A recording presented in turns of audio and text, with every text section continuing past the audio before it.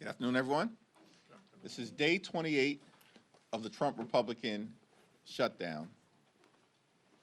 And Democrats continue to make clear that we will sit down with our Republican colleagues anytime, any place, here at the Capitol or back at the White House in order to reopen the government, enact a bipartisan spending agreement that actually meets the needs of the American people, and address the health care crisis that Republicans have caused that is devastating people all across the country, in working class America, rural America, urban America, small town America, the heartland of America, and black and brown communities throughout America, particularly at this point, given the Republican refusal to extend the Affordable Care Act tax credits. That will cause premiums, copays, and deductibles to increase by tens of millions of people by thousands of dollars per year. At the same time, Republicans are now threatening to weaponize hunger against the American people and withhold funding for nutritional assistance for children and seniors and veterans and women. This is on top of the fact that in the one big ugly bill that Republicans passed in July, in addition to a nearly $1 trillion cut to Medicaid, Republicans enacted the largest cut to SNAP in American history, $186 billion cut. They ripped food from the mouths of children, seniors, veterans, women, and families in order to provide massive tax breaks to their billionaire donors. It's completely and totally unacceptable. And on top of that, now they are threatening to withhold funding that the Trump administration has in a contingency fund in ways that will deprive everyday, hard-working American taxpayers of the nutritional assistance they need to put food on the table. It's now my honor to yield to the top Democrat on the Appropriations Committee, Congresswoman Rosa DeLauro. Thank you. Thank you so much, Mr. Leader, for convening this press event today, and on this particular issue, which is really so critical. And I want to say a thank you to my colleague, Angie Craig, and as the ranking member on agriculture. Thank you for your expertise. Thank you for your leadership on this very, very critical issue that we're talking about today. I want to start by making one thing abundantly clear. What President Trump is doing on the hunger issue and on the nutrition issue is immoral. I am the ranking member on the Appropriations Committee, and I promise you that there is funding available to provide SNAP benefits beyond November 1st. There is, at the very least, over $5 billion in contingency funds that Congress set aside. Congress, Democrats and Republicans, set aside explicitly to pay out SNAP benefits in the event of some unforeseen circumstances, like President Trump's shutdown.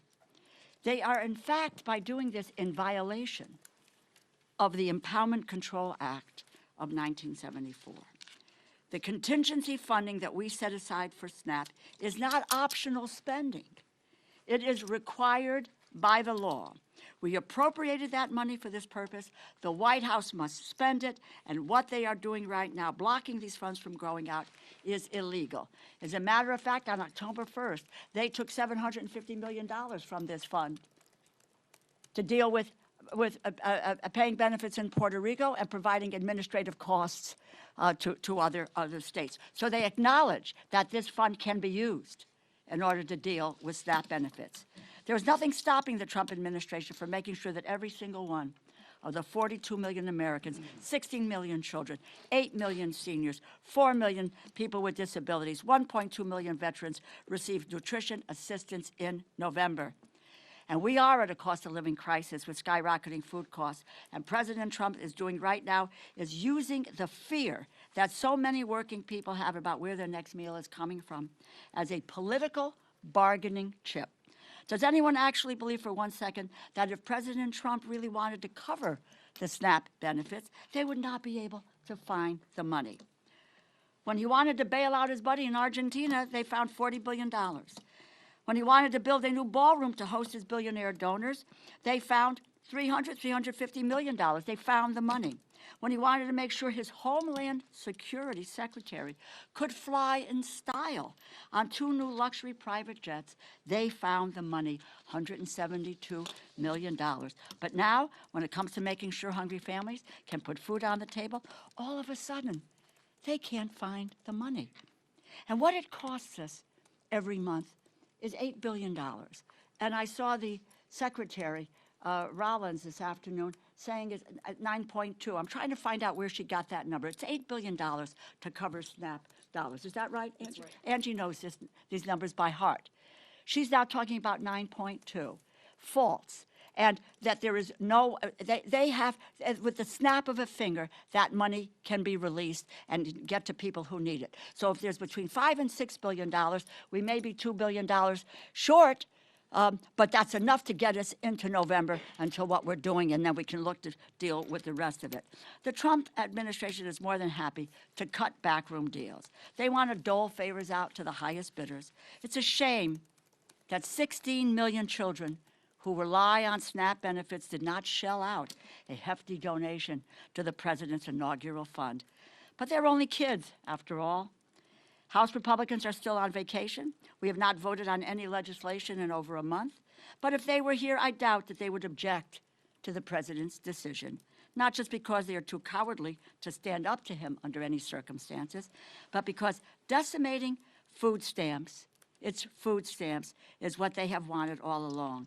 Their big, beautiful bill, as the leader has pointed out, and his signature piece of legislation slashes SNAP funding by $189 billion.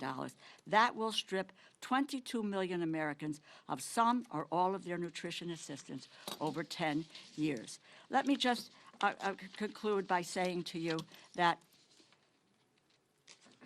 does anybody believe there is a shortage of food in the United States of America? Anyone who believes that? No. We have an abundance of food here in this country. And the president is required by law to use the remaining money in the contingency fund that Congress appropriated. It's not up for debate. He has the broad authority to transfer funds beyond that to cover the program. If he does not do so, it is because he chooses to not do it. It may be because they don't care about feeding hungry families. I don't deal with food insecurity as a phrase. This is about hungry people. People going hungry in the United States when we have an abundance of food in this country. This is not a game, it's people's lives. We're the wealthiest nation in the world, as I said, with the abundance of food, and no one, not an adult, not a child, not a senior, not a veteran, should go hungry in the United States. Under President Trump and Republicans' failed leadership, it is just one crisis after another. Open enrollment for health insurance begins in 4 days. They have not addressed the health care crisis they created. President Trump and the Republicans should return to Washington, end the shutdown. Vacation is over. We are here, we are working, and we are ready whenever they decide to join us. Let me turn it over now to the really indefatigable and will be chair of the not appropriations, of the Authorization Committee, Angie Craig from Minnesota.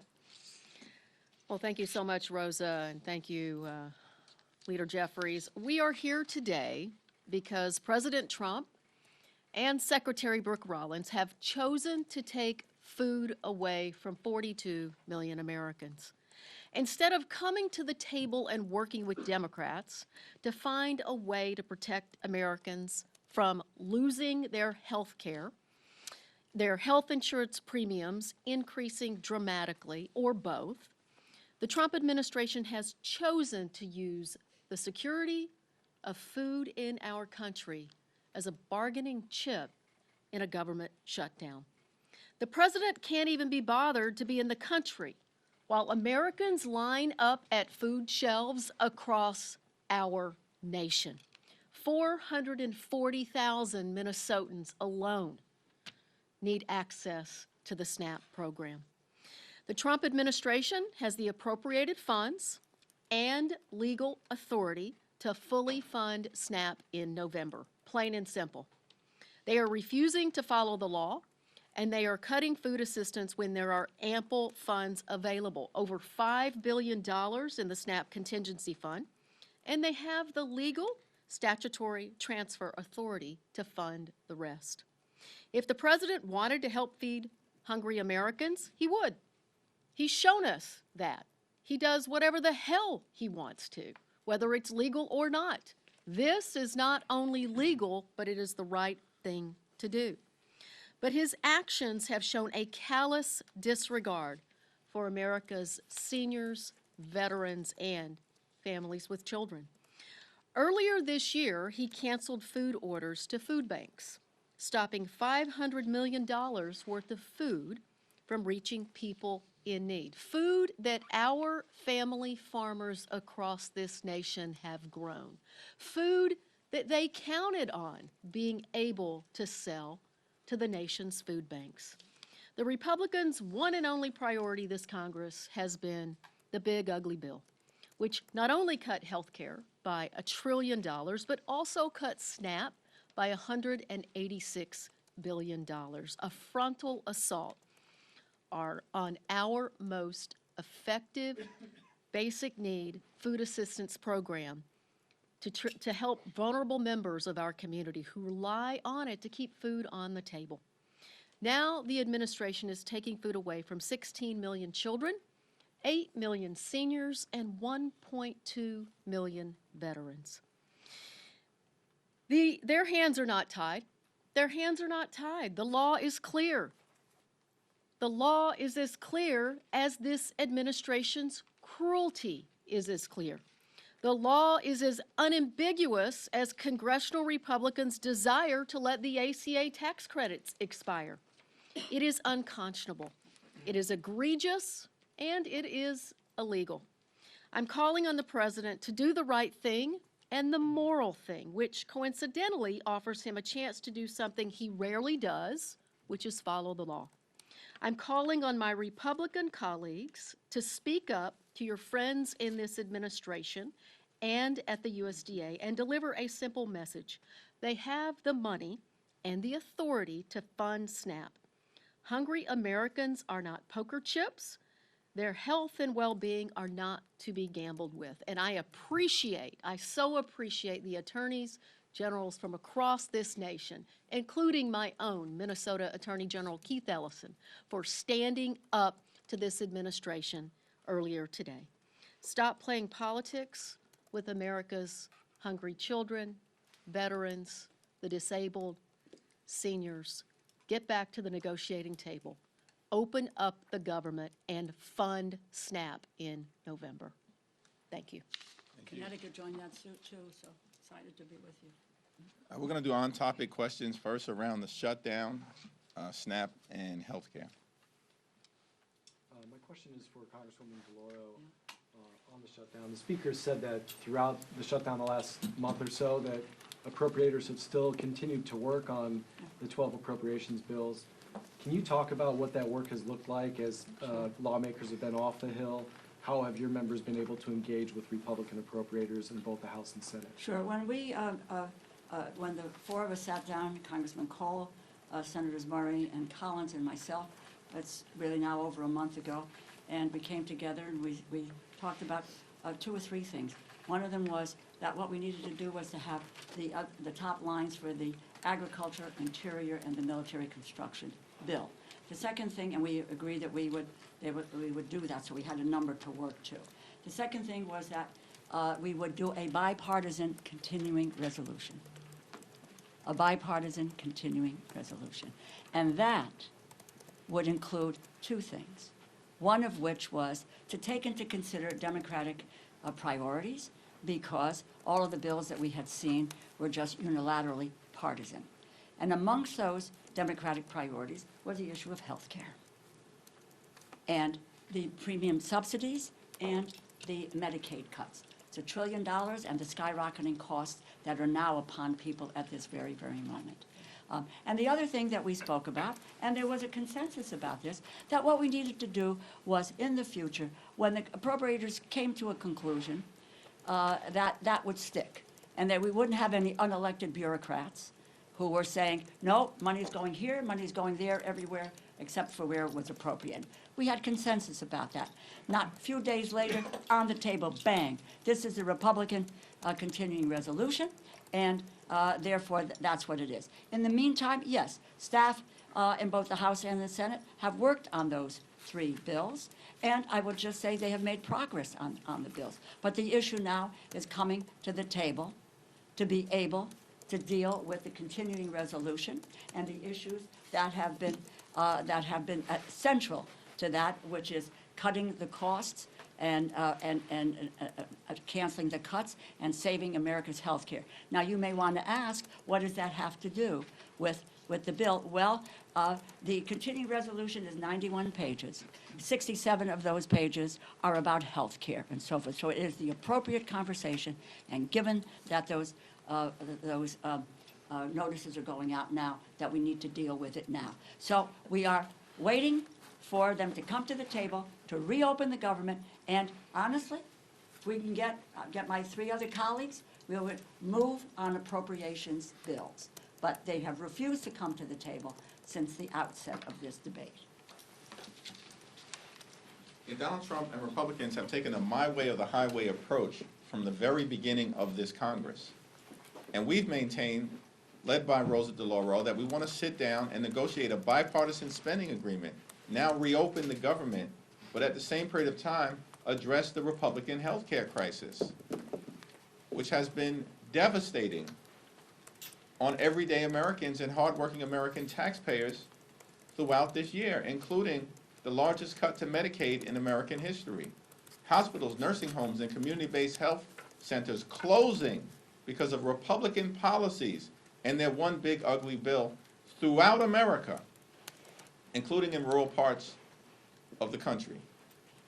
The American people now confront the possibility of a $536 billion cut to Medicare because of what Republicans did in their one big ugly bill if Congress doesn't act by the end of this year, and now because Republicans refuse to extend the Affordable Care Act tax credits, tens of millions of Americans right now are receiving notices as we approach open enrollment on November 1st, indicating to them that their premiums are going to skyrocket in ways that will make it unaffordable for them to see a doctor when they need to see one, when their children needs to see one, when their family members need to see one. This is a health care crisis that Republicans have visited on the American people, and it has to be dealt with decisively. We're now heading into a SNAP crisis, as Angie Craig and Rosa DeLauro have so powerfully articulated. That is a man-made Republican crisis, because Donald Trump has decided that he wants to force millions of Americans, including possibly 16 million children, to experience hunger so they can continue their my way or the highway approach toward driving their right-wing extreme agenda down the throats of the American people. Unacceptable. Mr. Leader. Thank you, Mr. Leader. Today is the first day air traffic controllers will go without a paycheck. You're speaking about SNAP right now. We also have questions around how troops are going to get paid. At the crux of your fight against the Republican bill is the ACA is healthcare. Are you concerned that these other issues, these other pressing issues like SNAP, the air traffic controllers not getting paid, troops not getting paid, are you concerned that that will start to dominate the conversation or dominate the consciousness of America, that the ACA conversation kind of gets pushed to the wayside? Well, we've made clear from the very beginning that we want to enact a bipartisan spending agreement that meets the needs of the American people, that improves their quality of life, that drives down the high cost of living here in this country, where costs haven't gone down, as Trump promised on day one, costs have gone up. And we set out from the very beginning in September that we want to reach a spending agreement that's bipartisan, that meets the needs of the American people in 3 areas: their health, their safety, and their economic well-being. And that, of course, includes making sure that they can put food on the table in the wealthiest country in the history of the world. Donald Trump and Republicans have launched an all-out assault on the American people from the very beginning of this presidency. And it's cruel, and it's punitive, and it's hurting everyday American. We want to reopen the government. Republicans in the House have been on vacation now for 5 consecutive weeks. They've canceled votes for 5 consecutive weeks. This is extraordinary. If we reached an agreement, they wouldn't even be here to pass one, because they want to keep the government closed. And we're just going to continue to urge them to come to the negotiating table so we can reach the type of bipartisan spending agreement that the American people deserve. I don't know, Mr. Angie, what do you want to say? I would just add to that, look, the time is now that people are looking at what their healthcare costs are going to go up. November 1st, when people open their portal in Minnesota on MNsure, the average increase for a 60-year-old couple is going up $15,000 next year. Think about that. How can Americans fit another $15,000 into their budget? They can't even afford their housing and their health care and their grocery costs today. This is a moment in time where we have to have the moral courage as Democrats and Republicans to come together to make sure that Americans can stay healthy. People are desperate as they go to renew their health care. It's not in December. It's not next year. It is November 1st, this Saturday. So in terms of being distracted, people are not distracted by the premium increases that they're getting. They are laser focused on what's happening in their own budgets right now. If I just want to add one more thing. A young woman in my district, Renee, who I was with on Friday, she got her notice, an increase of $2,000 per month. $24,000 a year for health insurance. Can anybody here pay for that? She can't. Her husband is gravely ill, he doesn't have insurance, etc. These are real stories. But I would say to you that on the food stamp issue, the money is there. Let us not let them get away with saying that they can't do it. They have their political will isn't there to feed the people who rely on the SNAP program, which is the most effective anti-hunger program in the United States of America. They're playing fast and loose with people eating. Can you imagine that? But that's the reality, and you need to talk about that. They just talked to states about not wanting to reimburse. My state of Connecticut yesterday is putting up $3 million. They want to know if they can get reimbursed. This administration has said, no, you can't get reimbursed. But you know what's happened in the past?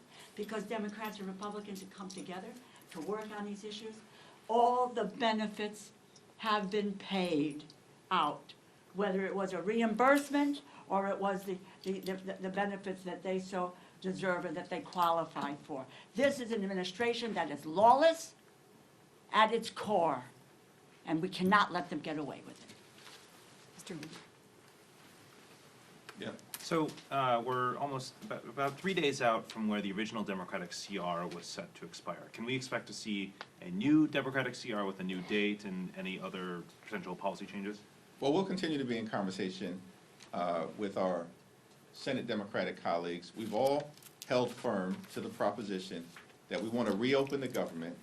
We want to negotiate a bipartisan spending agreement. That's our position, and we've maintained it from the very beginning. The problem, the reason why we're in this shutdown, day 28, is that Donald Trump and Republicans continue to maintain a my way or the highway approach, and the American people know it. Which is why the American people have turned against Donald Trump and Republicans, because their policies aren't working. They've gone too far in area after area after area, and have not made life better for the American people. So we'll continue to be in dialogue with our Senate Democratic colleagues, but publicly, our position has been the same as our private position, which is we'll sit down anytime, any place with anyone on the other side of the aisle, either here at the Capitol or go back to the White House, where we've repeatedly made clear to President Trump. Reconvene the legislative leaders. Convene the appropriators. Do what leaders do in moments like this, as opposed to being missing in action now for 28 days while finding $40 billion to bail out a right-wing wannabe dictator in Argentina and destroying the historic parts of the White House in real time so that he can construct a ballroom where he will be celebrated like a wannabe king. This is all outrageous stuff. And the American people see it unfolding before their very eyes. And they know that Donald Trump and Republicans have not been serious about doing what is necessary to enact a spending agreement that actually improves the quality of life of hardworking American taxpayers. Mr. Leader. Thank you, Mr. Leader. Republicans have said that the easiest way to fund SNAP is to reopen the government. And you say that Democrats want to reopen the government. Why not call on your Senate colleagues, your Senate Democratic colleagues, to reopen the government and alleviate all the impacts of the shutdown, and then immediately dive headfirst into solving this healthcare crisis? All hands on deck.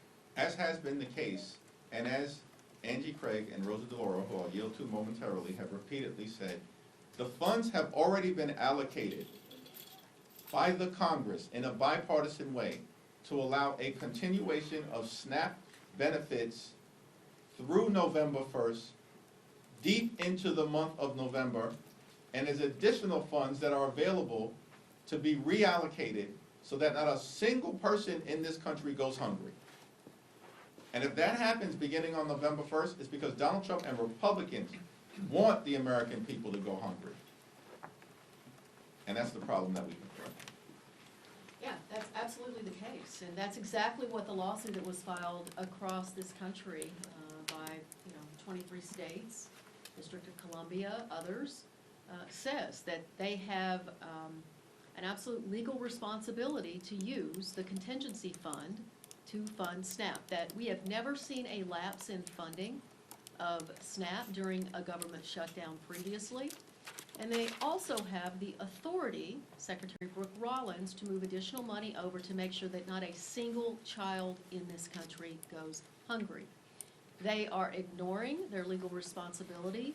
They are ignoring the moral clarity that we have, that there is no way we should be allowing seniors and veterans and children to go hungry in this country. And where are they? The president is in Japan, trying to get people to buy foreign cars. Last week, he was trying to get people to buy Argentine beef. This is not an America First administration.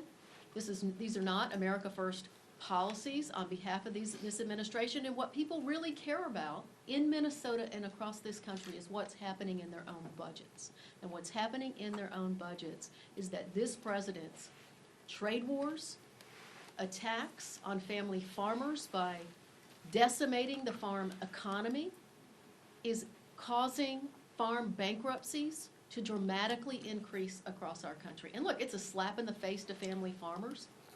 Without those farmers, we will not have food security in this country. And this administration needs to step up and do the right thing. By the way, supplemental nutrition assistance program, you know, we just don't sit here and say, okay, we're going to pass this law today, and Democrats and Republicans are going to agree to that, and the president signs it into law, and then we say, oh, hey, did we really mean to do that? And just to ignore that, which is what is happening. It is in the law. And they are violating the law because they don't have the political will to do it. Because, you know why? Because what they want to do is, as Secretary Rollins did this afternoon on TV, is to say that the Democrats are responsible for taking food out of the mouths of children, or some other, quite honestly, cockamamie excuse that she might have for not following what the law of the land is. But it is, quite frankly, starting with January, there's been an unbelievable violation of the Constitution and the laws of this nation with this administration. But you know, let's stand our ground and let the people know that the money is there. They need to wave their magic wand, and the money will go out, and in short order, we'll be able to get 42 million people fed in the way that the food stamp program has done from its outset. We thank Congresswoman Rosa DeLauro and Congresswoman Angie Craig for their continued leadership. Thank you. Thank you. This question is for any of the representatives, but now it'll be for you, Leader Jeffries. Mike Johnson and some of his Republican colleagues have pointed out the pain of Americans losing access to nutritional assistance programs, including in his press conference today. Although they do blame Democrats for funding health care for who they call illegal aliens, do you think there's going to be any flexibility for them in meeting with Democrats to address this issue, given they've talked about it? The Republicans passed their one big ugly bill in July. And that bill hurts everyday Americans to reward their billionaire donors. And in that bill, they enacted the largest cut to Medicaid in American history. Hospitals, nursing homes, and community-based health centers are closing all across the country, including in Louisiana, because of what Mike Johnson and Republicans did in that one big ugly bill. And at the same time, they cut SNAP benefits by $186 billion. Donald Trump and Republicans literally ripped food from the mouths of hungry children, seniors, families, and veterans in order to reward their billionaire donors. That's what the one big ugly bill was all about. And so at this moment in time, these Republicans have zero credibility as it relates to the issues connected to health care and SNAP. Because the American people have already seen what Republican policies look like. And that's ripping health care away from millions of Americans and doing the same thing as it relates to nutritional assistance. Our position continues to be clear. Let's sit down. Let's reopen the government. Let's find a path toward a bipartisan spending agreement that actually meets the needs of the American people.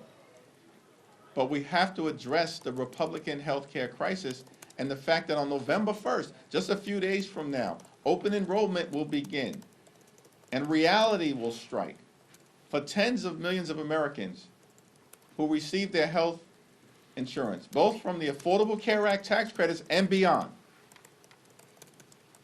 that their health care costs are about to skyrocket, in some cases increase by $10,000 per year, $15,000 per year, more than $20,000 a year. These are working class Americans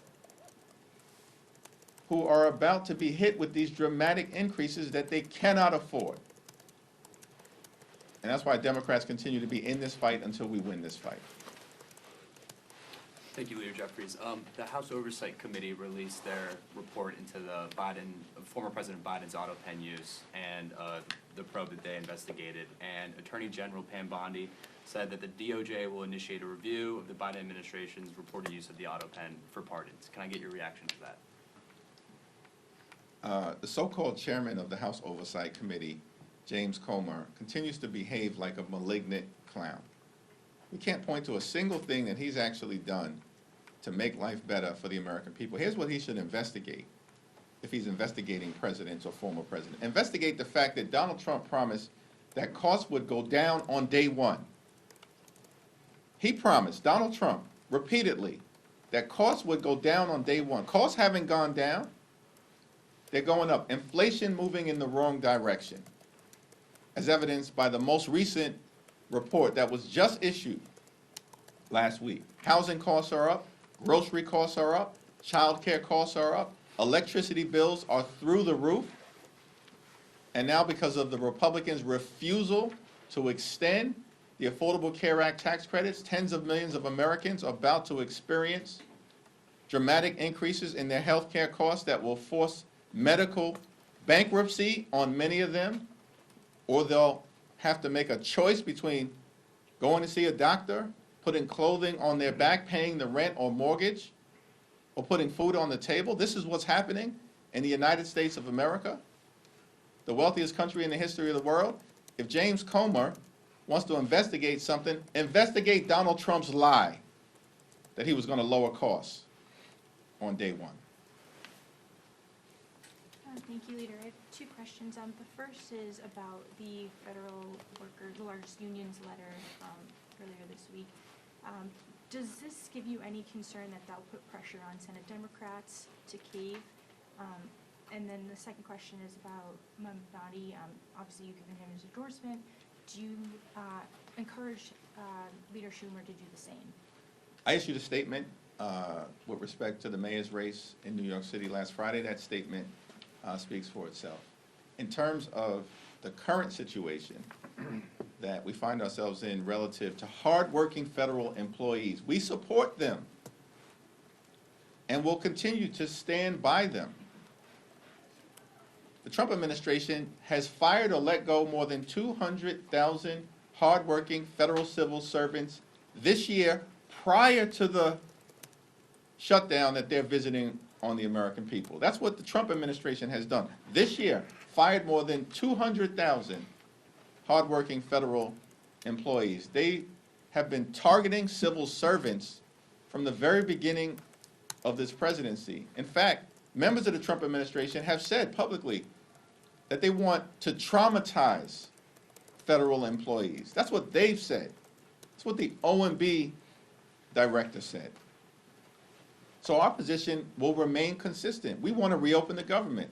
We want to make sure that every single federal employee gets paid, both the ones who are furloughed and the ones who are essential workers who have been forced by this Trump administration to work without pay because Donald Trump and Republicans continue to keep the government shut down.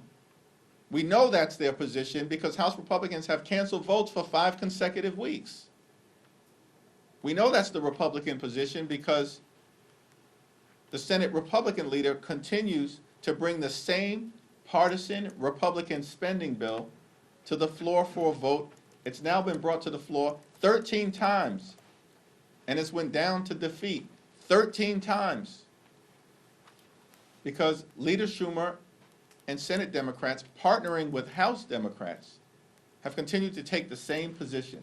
We will not support a partisan Republican spending bill that guts the health care of the American people.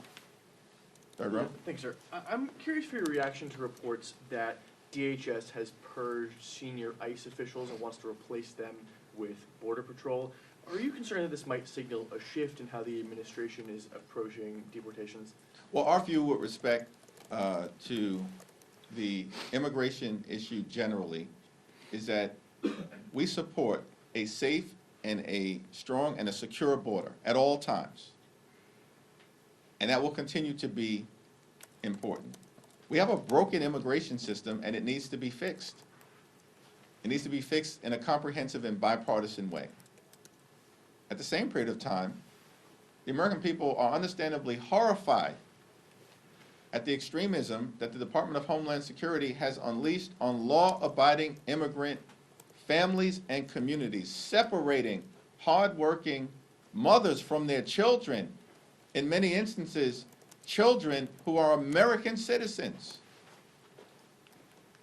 And so it's our hope that if there's going to be a change in personnel, it's actually to enact a more humane approach rather than what we've seen in community after community throughout the country, including in the Chicago area, which is rightly turning off the American people to the extreme immigration policies of Donald Trump and the Republicans. Yep. Do you believe Eleanor Holmes Norton should retire, given mounting concerns over her mental fitness for office? I have not had a recent conversation with Delegate Eleanor Holmes Norton. Obviously, she's had a legendary career. Ultimately, it's going to be her decision and the people of the District of Columbia to make that decision as to who's best positioned to represent their interests moving forward. Thanks. Just piggybacking off of an earlier question, regarding the Federal Workers Union, Speaker Johnson earlier today, reportedly on the call with his conference, indicated that he thought that that pressure and the SNAP benefits would force Democrats' hand to adjust. What's your response to his supposition that this may change things? And is there any, in your mind, is there an off-ramp? Well, Democrats are going to continue to stand up for hardworking federal employees, as we've done throughout the year, in the face of the relentless targeting of civil servants by Donald Trump and his administration. Federal employees know who stands on their side. It's us, House and Senate Democrats. They've lived the experience of the Trump administration going after them in the most horrific ways possible since January 20th, and we, as House and Senate Democrats, are going to continue to stand up for them. We're going to continue to stand up for nutritional assistance. It's the Republicans who cut $186 billion, the largest cut to SNAP in American history. They just did this in July as part of their one big ugly bill so they could reward their billionaire donors and continue to subsidize the lifestyles of the rich and shameless. It's out of control. That's their track record. That's the Republican track record. And of course, we're going to continue to stand up for the health care of the American people. And I don't know why Republicans think this is a game. This is not a game. This is about the health and the well-being, economically, of the American people. And Democrats are going to stay in this fight until we win this fight for working class Americans, for middle class Americans, and for hardworking American taxpayers. Thank you all.